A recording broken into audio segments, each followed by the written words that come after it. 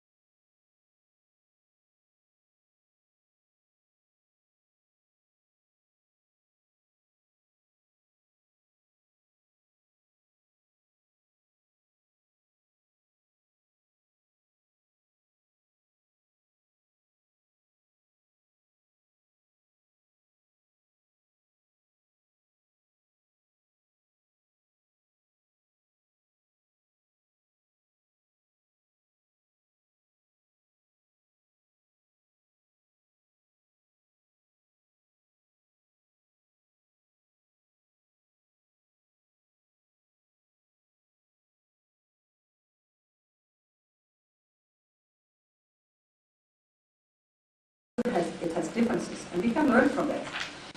2, quality assurance. Yesterday we had a board meeting, and quality assurance is the theme of mediators right now. How does a qualified mediator distinguish for somebody who has only had 2 hours of course? This is important. How do we recognize real quality? How can we learn from each other? 3rd, the European Directive, the European Mediation Directive. All European countries have to ratify the European direction next year. And we can learn from each other. How do we do this? What bottlenecks do we encounter? And of course, research. Like I said, ENMI is not a research institute, but we can see how the different research projects can exchange the information. When I come to this EU Mediation Directive, the diversity you see here already in this Saudareño, you always see the diversity you will see when it comes to mediation law, for instance. In the Netherlands, we have no mediation law, but 40,000 cases. Unlike, what was it, Bourg-La-Reine in Slovenia or other countries, Slovakia, maybe you have a law, but no cases at all. So what happens? And how can we learn from each other that mediators have cases and good cases? And is one approach better than the other? I don't think so. But it shows again the diversity in Europe. Through this we can learn from each other and bring our profession to an even higher level. Viewing the workshops ahead, which will start within half an hour, I'm sure that this conference will contribute to this point and bring us as mediators to a higher professional level. I wish you many learning moments and a lot of pleasure, and I hope to see you this afternoon at 5 o'clock at the General Assembly, because you can make it happen, and I hope to see you there. Thank you very much.